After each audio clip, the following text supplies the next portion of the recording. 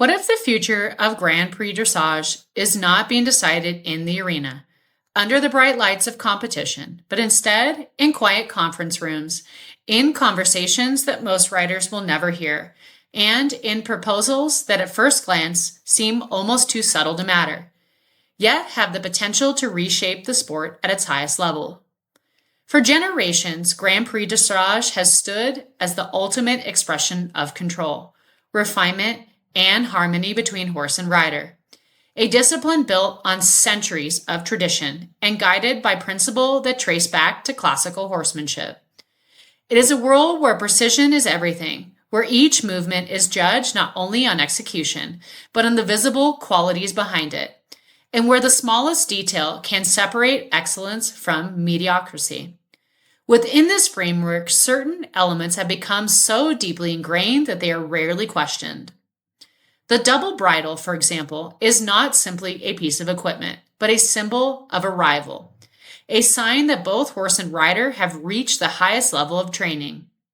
Likewise, the structure of Grand Prix test itself has long emphasized collection, elevation, and power, reinforcing an image of dressage that is as much about spectacle as it is about subtlety.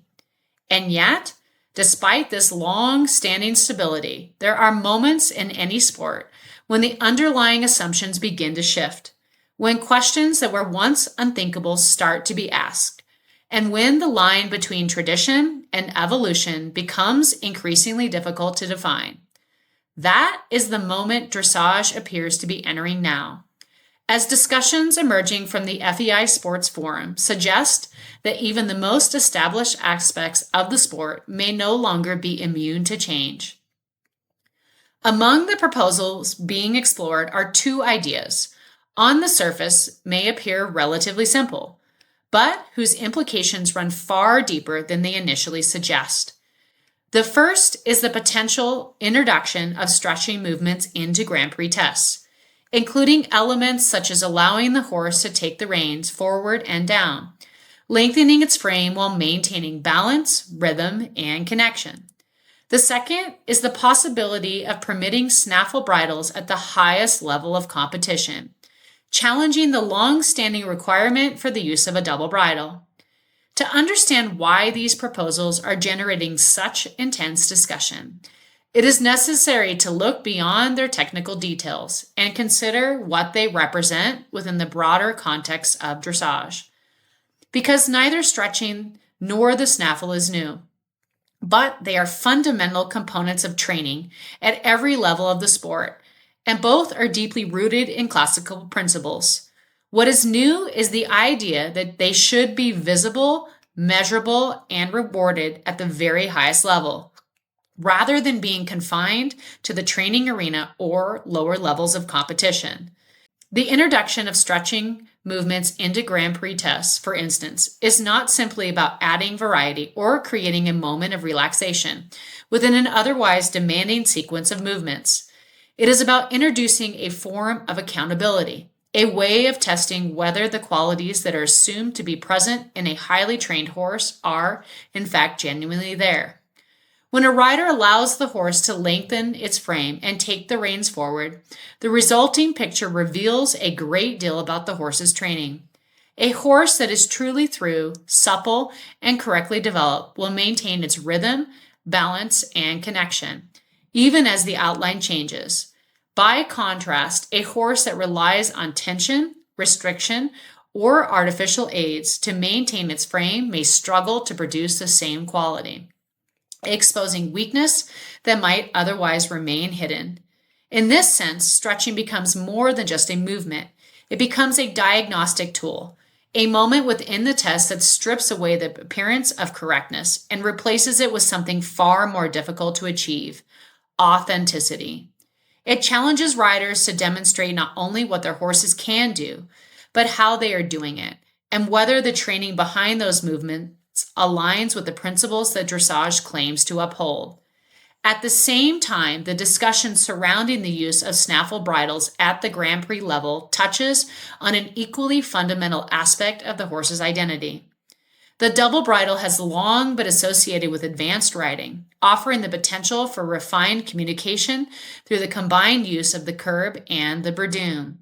In theory, it allows the rider to make subtle adjustments, to influence the horse with precision and nuance, and to achieve a level of harmony that is difficult to replicate with simpler equipment. However, this idealized view of the double bridle does not always reflect its practical application, and it is here that the controversy begins to emerge.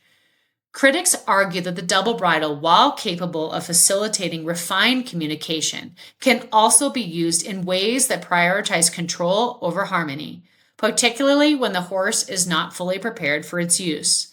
In such cases, the leverage of the curb can create an illusion of collection or submissive, masking underlying issues in the horse's way of going, and allowing riders to achieve a certain visual standard without necessarily addressing the root causes of imbalance or tension. From this perspective, the reliance on the double bridle becomes less of a reflection of advanced training and more a potential shortcut, one that may conflict with the principles of correct horsemanship. The possibility of allowing snaffle bridles at the highest level therefore present more than just a change in equipment.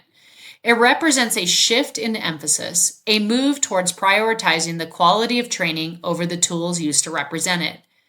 A horse that can perform Grand Prix movements in a snaffle must, by necessity, demonstrate a high degree of self-carriage, balance, and responsiveness, as it cannot rely on the same level of mechanical advantage provided by the curb.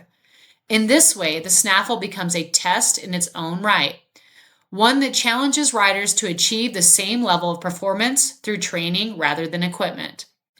These proposals taken together suggest a broader reevaluation of what dressage is meant to represent, and they cannot be separated from the wider context in which they are being discussed.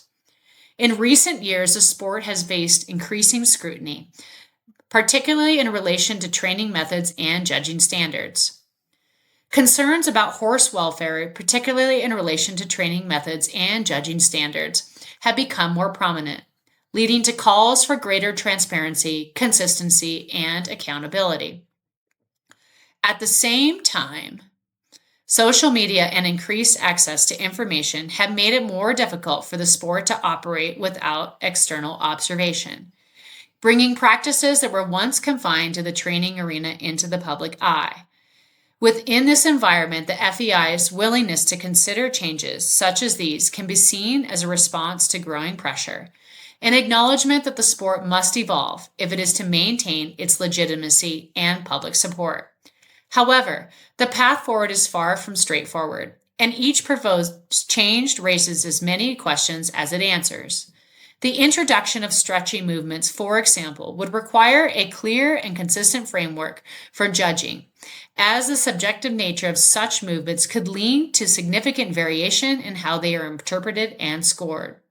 Similarly, the inclusion of both snaffle and double bridles in competition could create challenges in ensuring fairness, as judges would need to evaluate performances that may differ not only in execution but also in overall presentation. Beyond these practical considerations lies a deeper philosophical question about the balance between tradition and progress. Dressage has always been a sport that values its history, drawing on classical principles that emphasize harmony, lightness, and respect for the horse. At the same time, it is a competitive discipline subject to trends, preferences, and the influence of judging criteria, all of which can shape the direction of the sport in ways that are not always aligned with its foundational ideas. The current discussion can therefore be seen as an attempt to reconcile these two aspects to determine whether it is possible to preserve the essence of dressage, while also addressing the concerns that have emerged in recent years.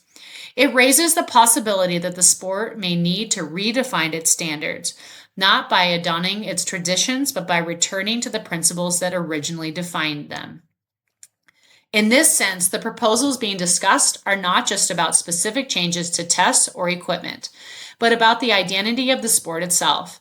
They force riders, trainers, judges, and fans to confront fundamental questions about what they value in dressage. what they believe it should represent, and how those beliefs are reflected in the way the sport is practiced and judged.